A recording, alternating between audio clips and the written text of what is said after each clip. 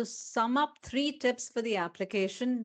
The PGMP exam focus on PMI introduced the PGMP program management certification. I have mentored about 3,000 plus people on program management. You have about 8 to 10 years of experience. Most likely you are a program manager. I've heard that Okay. the application is even tougher than the actual exam. So, what are your 3 tips so that people get the application approved in the first shot? Before you apply for the exam, okay, have a word with you are going to demonstrate your experience in your program. So it is better to talk about your challenges rather than your accomplishments. Do the candidates report positive salary changes after they are PGMP certified? So, Harisha, welcome to the channel. I am quite excited to have you here because you've been doing PGMP, PFMP trainings and certifications for over 1 million students for the last 12 years. I really Yes. want to make this a podcast where everybody who's studying for the certification gains something about it. But first things first, how did you get started with training students for these PMI Project Management Institute certifications? Very good. See, I have about 28, 30 years of experience in the industry. Earlier, when I started my career, I come from the engineering background, electronics and communication. So I was working as an electronics and communication engineer for about 5 to 6 years. Then, during the 2000s, there was a boom in the industry and lots of people are required. And they made me as a manager in my company. I was called as a manager, and I know that I have to do management, but I didn't know how to manage the things because I am from an engineering background. So at those days, management me, it's more of instructing people, you do that, you do this. But then I thought myself, I should be a manager from inside. Okay. That is how I can add value for my certification. So when I asked my mentors, my CEO, Anant Kupar at that time, he said, why don't you do PFP, Project Management Professional from PMI? PMI is a premier institute in the world and having this certification accredited. And this is over 50 years. Well, then I got into PMP. I was trying to see what I can read, how I can prepare. Not much information available at the time.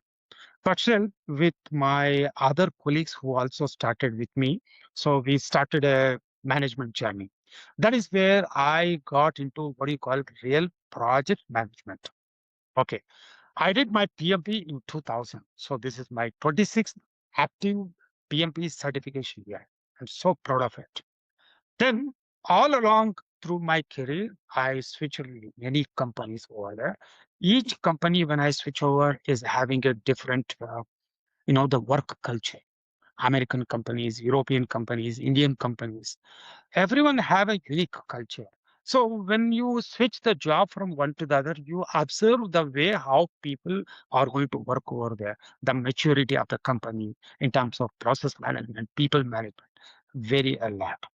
Well, and whoever do PMP also know about PGMP, PFMP, and other certifications from PMI. So once you do PMI, it actually show you the world in a different way, a transformative. You look the world in a different way. Obviously, I wanted to do other certifications, but however, my work, held me back. I couldn't find much time to pursue other certification at that time. But in 2017, 2007, PMI introduced the PGMP Program Management Certification. At the time, I was a program manager. I wanted to take it up, but I could not do that. But it was on back of my mind. 2014, I thought I should do that. I gone ahead, registered, and started studying there. 2014, October 4th, I got my PGMP certified. So it is my 12th year now. Immediately after certifying, I got an opportunity to mentor someone from Morocco. Okay, my first student, Baba Sahib. Even today, I know him, Baba Hakim. So I started my journey from there to mentor people. It was more than, like training or mentoring. It is like sharing my own experience. That's what I could make out finally, right? So now, as of today, I have students from maybe around 40 to 50 countries all over the world. And this is what I do from morning to evening. Okay. Connecting with people, professionals, um, looking at their objectives and what they want to do and how I can be of value add to them. Okay. So believe me, the management subject or as a profession almost somewhat very similar all over the world with a what change from one to another in terms of work culture and how we go. Okay. So that give me immense pleasure for me to connect with people, mentor them, helping them to succeed. Okay. That's what I do. Then in 2018, I did my PFMP, Portfolio Management Professional Certification. That's another change agent in the organization, like project, program, and portfolio. All the three address different, the change management, organization change management.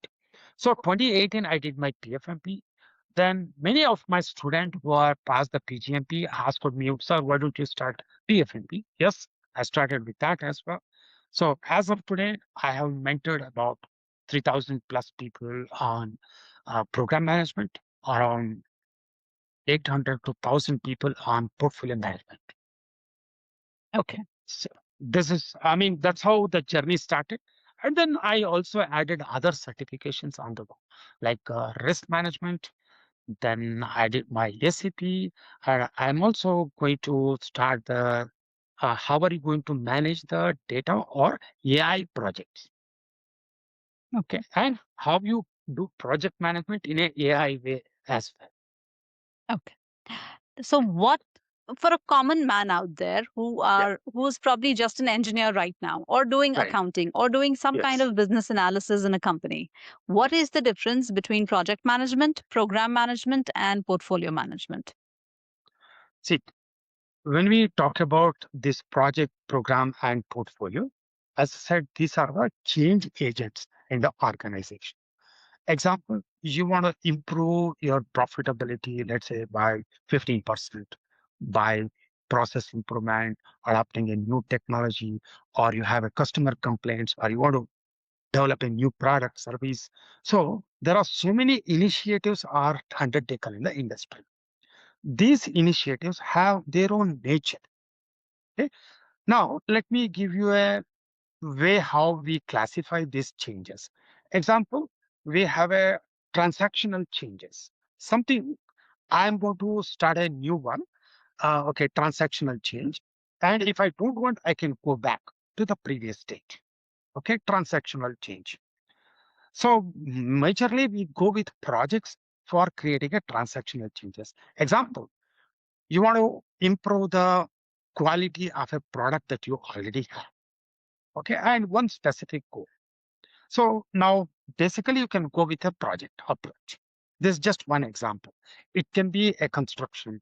It can be developing a new machine. It can be developing a new software.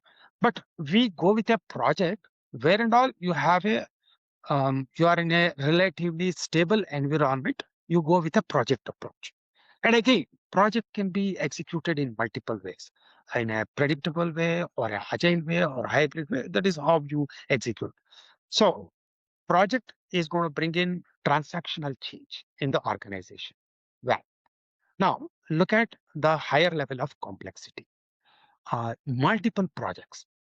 Okay, multiple projects. Example, a company would like to roll out a new product and sell it in multiple markets to make 15 or 20% profit in next 3 to 4 years. Now you can imagine this involve multiple projects, product development, setting up the support network, marketing, sales, organizing the internal development teams, compliance. There are multiple projects you can see in order to make something successful. Okay. Now we talk about a program or think about a metro network, a beautiful common example. Metro, you can see there are multiple type of projects are there. You have construction projects, you have track laying projects, you have electrification projects, you have process related projects, you have software related projects. So there are all the projects have to work together for a stakeholder's benefit. If you are going to use a metro, okay, it should be seamless. Just pay the fees and just getting everything should be very clear to you. You are not going to have any kind of hassles when you are getting into the train and coming out of it. That experience of a commuter should be so seamless that it is as easy as getting onto a bus and coming back. Okay. If this is not done properly in an organization, right? Then you see that there are disconnects. Okay. There are some metro stations probably you would have observed, it is not fully integrated with the rest of the, let's say, transport systems. Okay. You have to cross a road, maybe a busy junction. Okay. It is not fully connected. Where is the benefit for the customer to have a seamless experience? Right. So that is where the programs comes into picture. Multiple related projects executed in a coordinated way.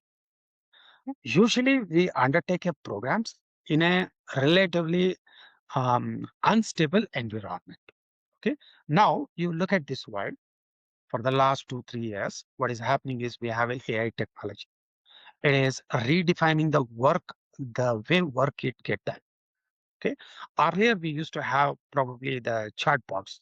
Even before that, we had people who are answering to the customer queries and then chatting or mailing, right? But now it is all gone. To a very good extent, AI tech can maybe 70, 80, or even up to 90% of the job done by AI agents now, right? This is changing the world. The business is getting somewhere else. The all over the world, there are businesses happening. See, uh, maybe example, you take a mobile phone. You use the mobile phone here, but the design would have come from a country. The manufacturer would have happened somewhere else. The glass for the phone would have come from some other country. In other words, design, manufacturing, requirement, customer, all are throughout the world. It is an interconnected web for any product nowadays, almost every product. This is where what you call VUCA world. VUCA world. Volatility is very high. That means changes are happening. Uncertainty is very high. That means we don't know how it is going to shape up, let's say, in the coming year. Complexity is too high. That means too many dependencies are there for everything. And ambiguity is also high because there are multiple ways to do. So this is what you call VUCA world, VUCA world. Okay. So in other words, everything is changing in a shorter period. Not like earlier when you see a car, it used to get transformation maybe in 5 years or 15 years. Now every 2, 3 years, you see complete makeover of a car, right? So this is the time where the program management methodology is highly effective.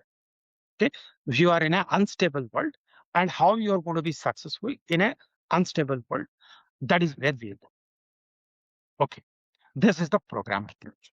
Project, multiple projects in a related way. Now we do program. Now about the portfolio. See, portfolio is all about maximizing the benefits to the organization or value add by prioritizing which one is higher priority or a lower priority. See, in any typical company, you may find some, I mean, depending on the size, you may have, let's say, some IT department. Okay, just an example. You may have hundreds of projects, maybe there, small, big, some of them may be compliance. You have to do it. Some of them may be optional, a product development, customer complaint driven ones. Now, you have always have limited resources, time, people, funds, and then risk are limited. So, in with such a limitation, which project is to be high priority or a low priority is based on your objectives. That is where the portfolio management comes into picture by prioritizing these projects and programs towards the organization value delivery. So this involves resource management, This involves understanding the risk in a better way. And also this involves in understanding the organization strategic initiatives. That is where the portfolio comes into picture. Okay. So there are three methods: project, program, and portfolio. Okay, well said, well defined for all three. So we will begin with PgMP, which is Program Management Professional. I've Yeah. heard that the application is quite difficult, but even Yes. before that, what are the prerequisites for a PgMP so that somebody can become eligible to apply for that Yes. certification? PGMP, Program Management Professional, is the certification from PMI. And the eligibility criteria. Let's have a look at eligibility criteria. There are multiple eligibility criteria, but let me talk about the one which is most common people fall into. So when you are a 3 years of bachelor degree or higher, okay, or global equivalent, that is the first criteria. For that, you should have 4 years of project management experience, a real project management experience, or you should have a PMP certification from PMI. Apart from that, the third eligibility criteria and the last one is 4 years of program management experience. Okay, 4 years of program management experience. In other words, I'm talking about almost 8 years of management experience in an industry for a graduate degree there. Okay, so you have to satisfy all three. You have to have a graduation degree, 3 years of project management, 4 years of program management. Is that 4 years correct? of project management, 4 years of program management experience. But if you are a PMP, then only 4 years of program management experience you need to show. Good enough. Okay, And awesome. by the way, what happens is there is a confusion among the people about what constitute a project and what is constitute a program. See, the definition from the standards are very clear. However, when it comes to the reality, there is a misconception about whether this is a project or a program. What I'm doing is a project or a program. All the three, as I said, are different the change agents. So I can describe my work as a program, okay, as a program when I focus on the benefit delivery and multiple projects. The way you define those projects is also highly, elastic, right? I mean, you can stretch your definition here and there. So what I would say is, as long as you have about 8 to 10 years of experience, most likely you are a program manager, whether you're program manager by designation or a role, most likely you are doing a program management. Okay, well said. Now let's come to the dreaded PGMP application. I've heard that the application is even tougher than the actual exam. So, what are your three tips so that people get the application approved in the first shot? Let me talk about the application process first so that you'll have a good understanding of how we can develop an effective application. Well, you first go to the PMI site and start the PMI form, PGMP application form. It's an online form. You're going to fill in all the details. When you submit, the first step is that PMI takes about 2 weeks to verify all the whatever you have written there and then approve your application. That approval is basically against the eligibility criteria we have discussed. Okay. It is the self declaration that you are going to do. Okay. Some maybe about 5% of the application randomly selected may selected for audit. So when someone selected for audit, they just need to furnish the details of the eligibility criteria, which I discussed earlier. So you have to show your degree certificate and you have to give a reference, someone who know that you have done a project management and program management. Okay. And if you are a PMP certified, already it is there recorded in the system. So PMI sends a query like, let's say, I'm taking up the exam, I'm selected for it, and I have given your reference. Okay. So PMI sends a query to you in a mail. Do you know Harish? He is taking up the PgMP certification exam. He claimed that he has done so and so programs. All that you need to do say is yes or no. That's it, right? So there is an audit process. So what I suggest is before you apply for the exam, okay, have a word with your manager. It may be a current manager, it could be a coworker, could be your subordinate, it could be a vendor, okay, it could be your previous manager, anyone. See, PMI understand the point that we are looking at the experience in the last 15 years. Mean last 15 years. So you would have switched on multiple companies and you want to show those program experiences. Okay.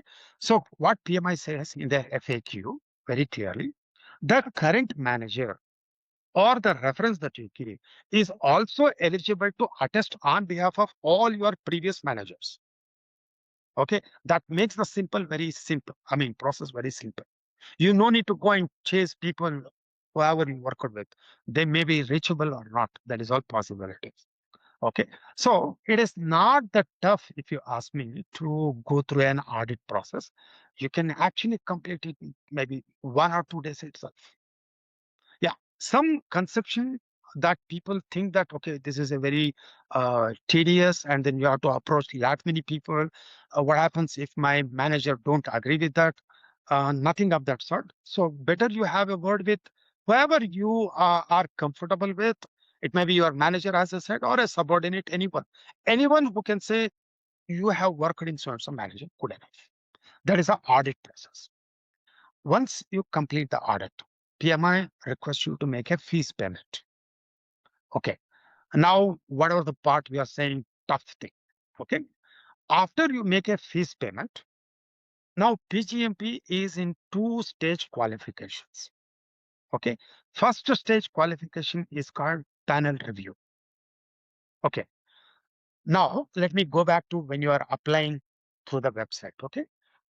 PMI would like to ensure only those who have program management experience are going to apply, right?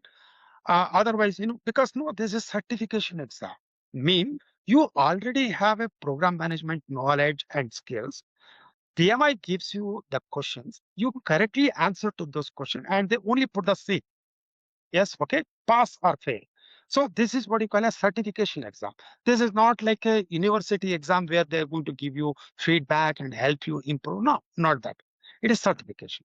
So from that context, PMI would like to ensure those who have program management experience are going to apply. Now, question is, how are you going to ensure that you have a program management experience? That is from this panel review. So what happens is PMI have 6 questions, out of which you need to answer 3 questions. These questions are generic, I mean, what I call standard questions. Everyone get the same type of questions. An example, have you identified your stakeholders and analyzed them? Okay, one of the step. This answer should be in about 350 to 500 words. In other words, it fits a A4 size sheet paper where you are going to demonstrate your experience in your program. Okay. See, for my application, I have written, I mean, whatever I faced. Okay. During the planning, I had a talk with my sponsor and we identified a couple of important stakeholders. Then I had a talk with my customer representative as well, and we added more stakeholders. Then when project managers are inducted, I had more sessions with the team and managers. We identified more stakeholders. Okay. This is how I identified stakeholders. Not necessary that you have to write it in a way how standard is being developed.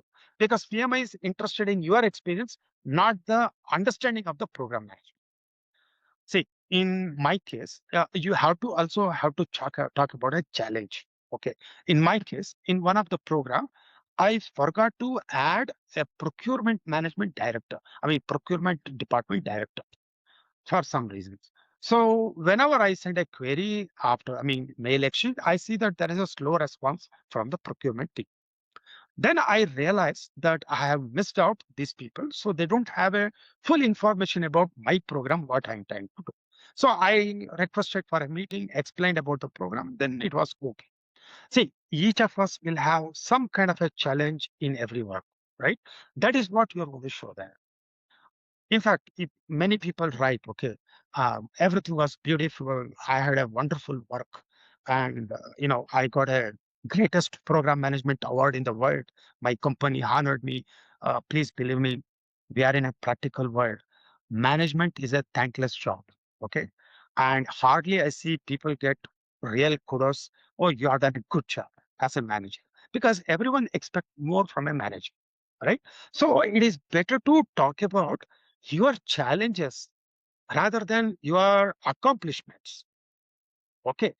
The challenges here will have more value rather than you are saying you are a great guy. Okay. So my advice to those who write the PGMP application, not to talk about your accomplishments, your achievements, and I got an award kind of a thing. Rather, you talk about the hardships that you went. Okay. If you are not at all having any kind of challenge, let's say, imagine. Wonderful. There may be people that way. You say, fortunately, I didn't had any such problems. You be open about it. Okay. And this, whatever the answer that you write, as I said, should reflect your program management experience. And another point that need to be taken care here is how do we look at the project management context, the program management context? See, project management, there also we have a stakeholder engagement. We identify stakeholders. There are analysis there as well. But as I said earlier, in a project, you go with a project whenever you are in a relatively stable environment. That means stakeholders are not changing too much. Their expectations do not change. Environment do not change much. So once you identify a stakeholder in a project, most likely they are going to continue all through the project. But in the context of program, what I said was programs are undertaken in a relatively unstable environment. This means stakeholders change over the time. Okay, stakeholders' position may change over the time. Today, whoever is the sponsor may go out, someone else may come. Their priorities are going to be right, or the program objectives itself may change. Today we are looking at 15% gain, but tomorrow you're looking at 25% gain. That makes the stakeholder engagement completely different. Okay, so these elements have to be shown as an experience. Okay, now I was talking about panel review, right? When you, after the fees payment, you go to the, I mean, your application goes through a panel review. Panel review is basically done by those who already completed the PGMP. It's a volunteer activity. After you pass the exam, you can also volunteer to do that for others. And it is a great experience. See, in this case, PMI, when they send the information about the questions and the answer that you have written and the program description that you have written, only that information is passed on to the panel review members. And that means they are not going to pass the your personal information, your name, where you come from, which company you work for, nothing. Okay. And this panel review also, there may be two people. They may be across different geographies as well. They may not see each other as well. Okay. In other words, this is totally anonymous verification value, sorry, review, just to verify that you have a program management experience. Well, so um, this is how the panel review is conducted. Nowhere PMI is going to call you, have an interview, or test your knowledge, ask you to appear in front of 20 people. Nothing of that sort. First of all, they will not know who you are. I mean, the applicant, Okay. right? That is how the panel review is done. So process appears to be lengthy, confusing, and threatening, but to be honest with you, it is not. Okay, it is simple. And one more point as well. When you develop your own application, right, and you have to, all your understanding of program management comes into picture. And I'm pretty sure next time when you attend a program management interview, you are going to be a pass. Okay. Yeah. After that, after the panel review is complete, then you are eligible to take the exam. There may be a question. Let's say, what happens if panel review members do not find me as a program manager because of the way how I've written? PMI gives you an opportunity to correct. Okay. So you go back, edit your answer, and you can submit. Even after the second time, if they find that it is not up to the mark for the program manager, then PMI will have an option for you to get your refund, whatever you paid. And they say, please come after 1 year, gain the experience and come back. Okay. So it is about, expressing your work as a program manager. That is what the PMI will look for and not a theoretical answers. That is what many people do the mistake. Good. Okay. So I think brilliantly answered. To sum up, three tips for the application: don't be scared of the audit. Only Yes. 5% get asked. Your current manager can talk about your previous experience and only has to hit yes or no on the email sent by PMI. Right. Write your own programs and send in the information about yourself. And Yes. before panel review or right after, when you're answering the questions, specifically know the hardships that you've done and Yes. how you solved them. Correct? Yes. Exactly. Perfect. Okay. Very well said. Okay. No, brilliant answer. I think I really liked it. You said a lot of things, but I would sum it up like that. Yes. Okay. Very good.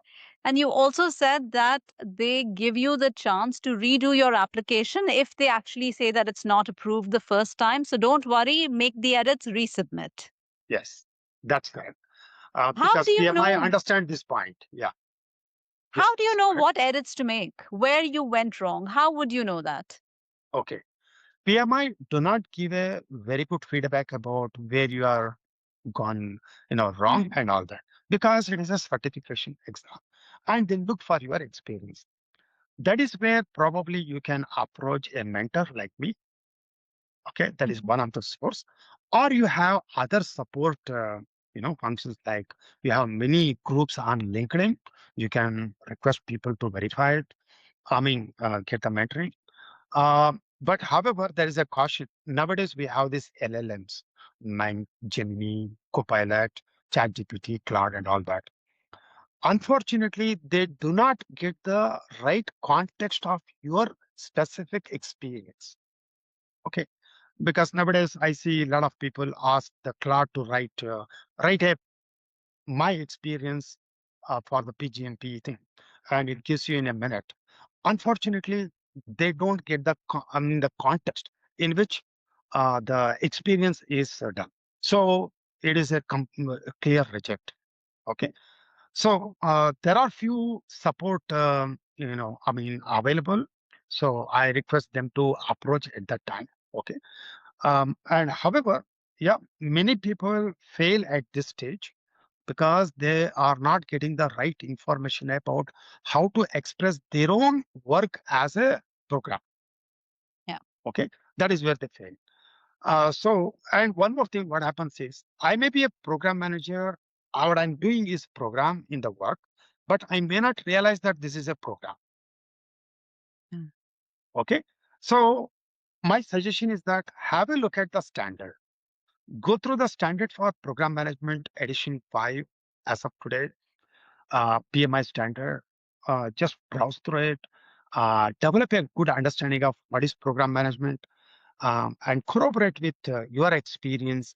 And then I'm pretty sure you'll be able to make it up as well. And no need to get panic. Just, take some time, reflect your own experience, and then do it as well. Okay. That's what I can say. Okay. Brilliant, Harisha. Now, let's say we have a lucky candidate, PGMP application was approved. From here on, what are your 3 to 4 good tips for studying for the exam and getting certified on the first attempt? Okay. Very good. The PGMP exam focus on decision making. In so and so scenario, what is your decision? That is a theme of about 70-80% of the questions. So, first thing, you must have a very good understanding of the standard, PMI standard for program management. and also examination content outline document. Both are from PMI. Only those two should be referred because we are talking about certification exam. Second, this exam has 170 questions to be answered in 4 hours. This means 1.5 minutes per question on an average. Each question on an average is about 3 to 4 lines with 4 options. Okay, nowhere you are going to type.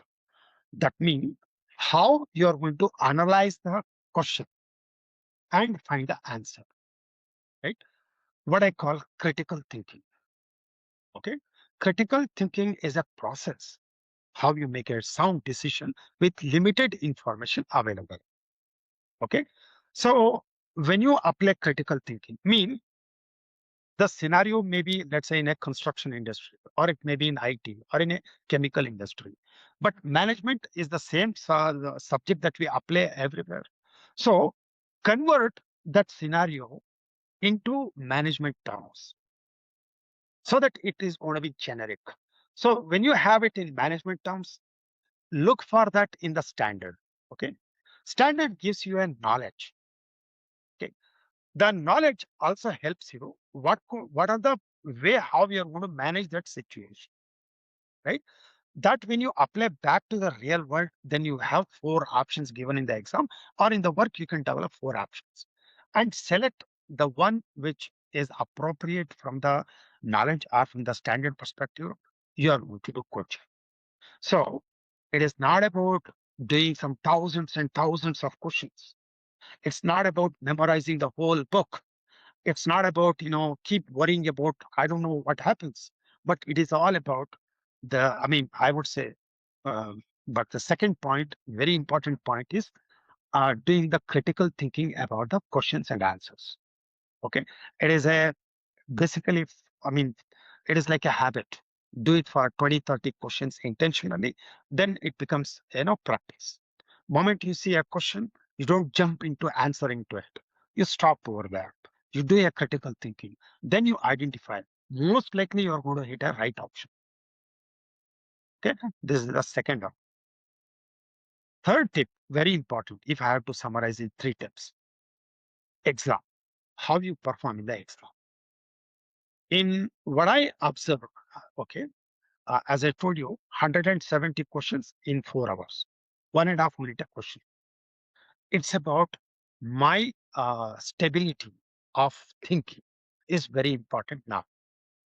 Imagine couple of days before the exam, I was very much stressed.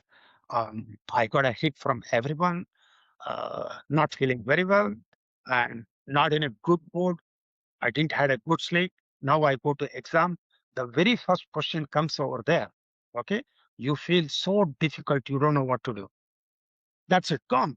In the very first question, if you lose the heart, gone. Second, third, every other questions look very difficult. So the best way to prepare for the exam, be like a saint.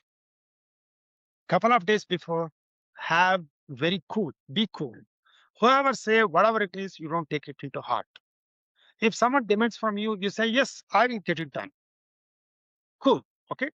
When you go to the exam, first question still may be very difficult. That doesn't mean that second, third, or up to 170, all the questions are tough.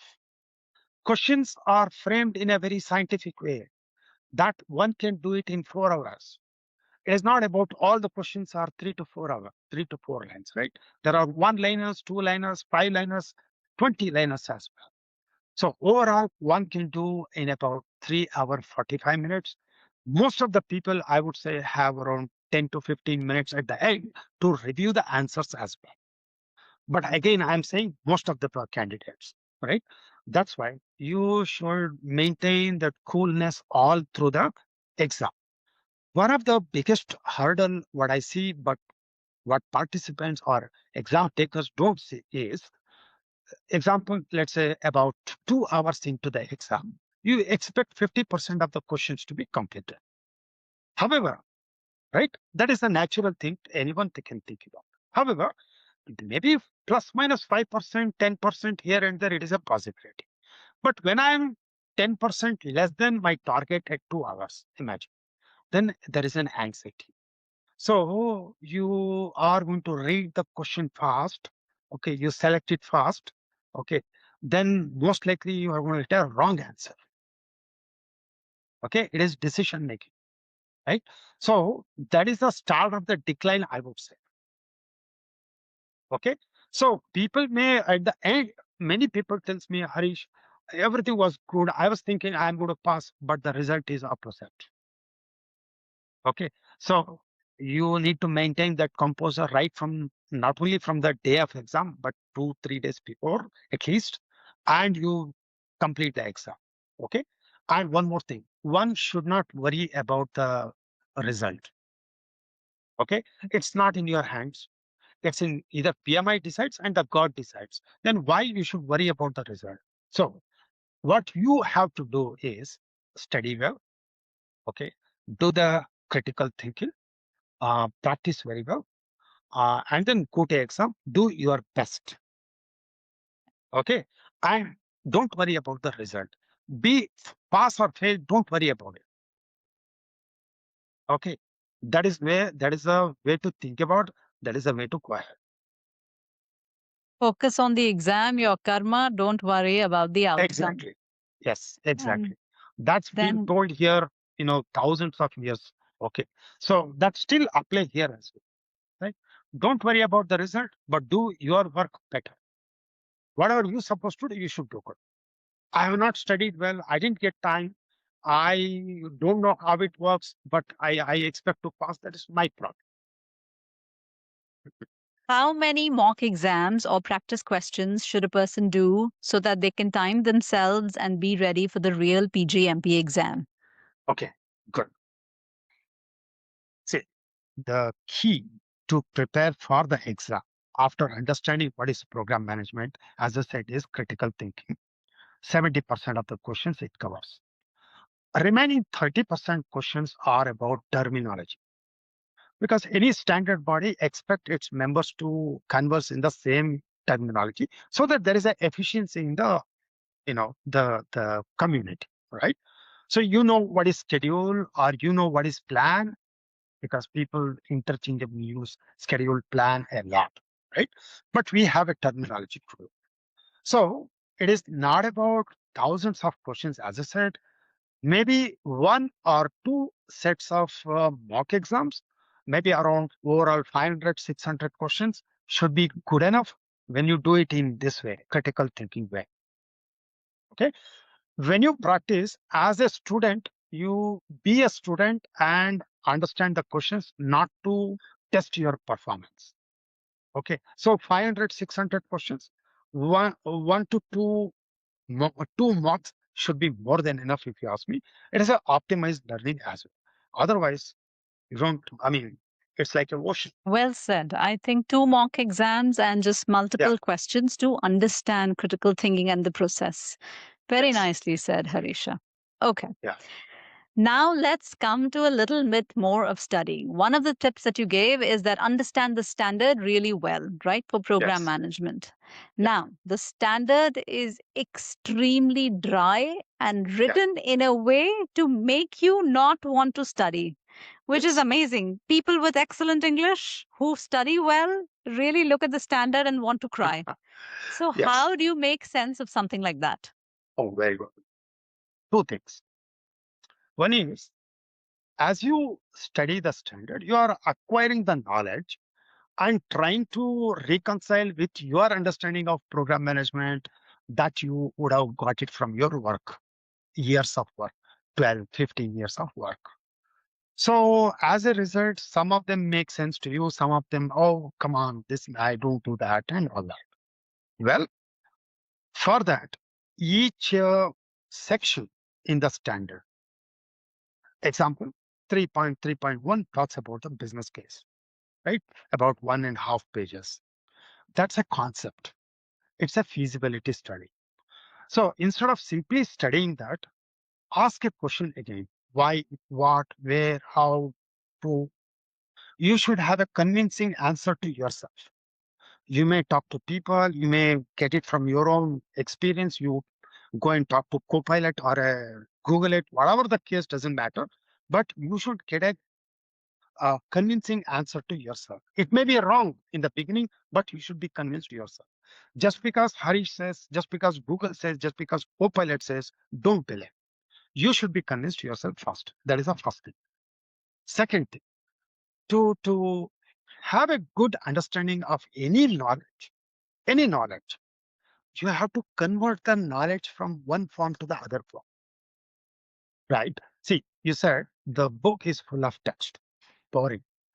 On a fine day when I come from office, already stressed out. Now you open the book.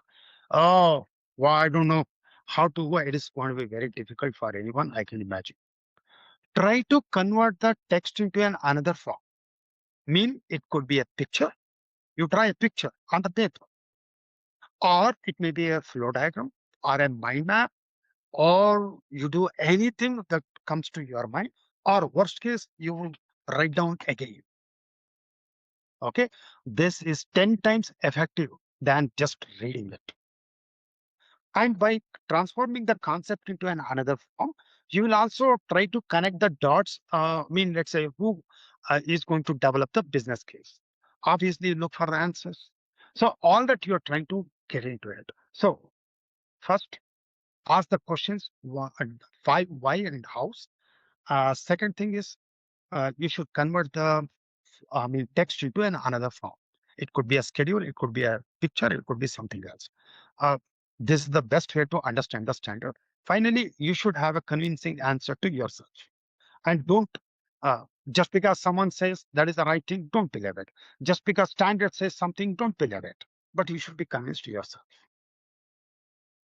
Any question banks that you recommend? Very much. Of course, I have a question bank as part of the aceproconsulting.com. I have about 850 questions offered through a simulator.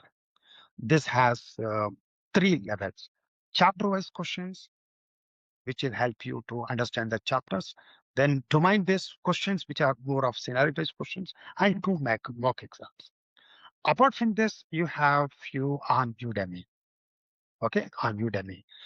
And then nowadays you have a beautiful tools available as well, which will help you doing all of this.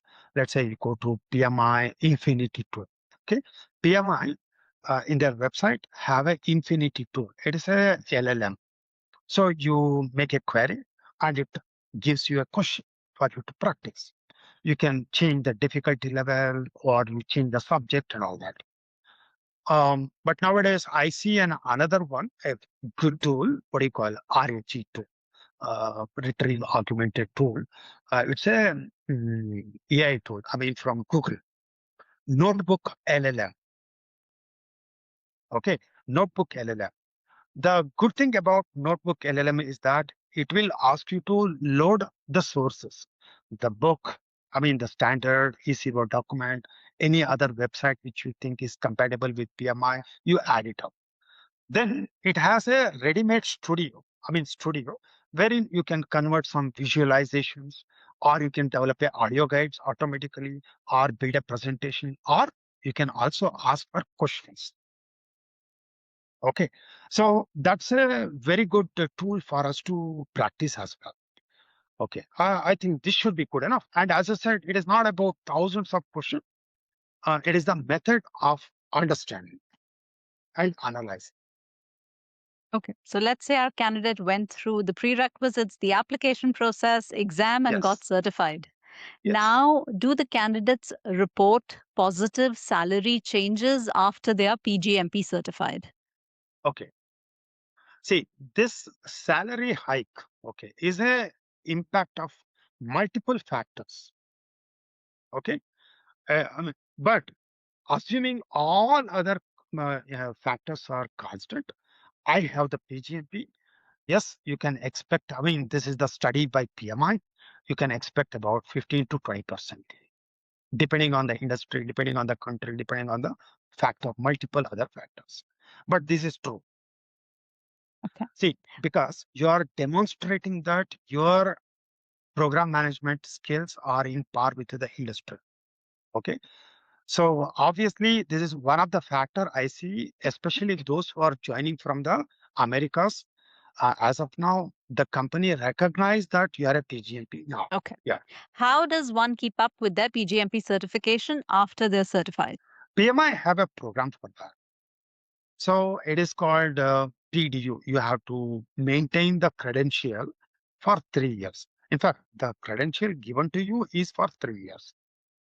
This is the certification, as I said. That means you should be in the same profession, right?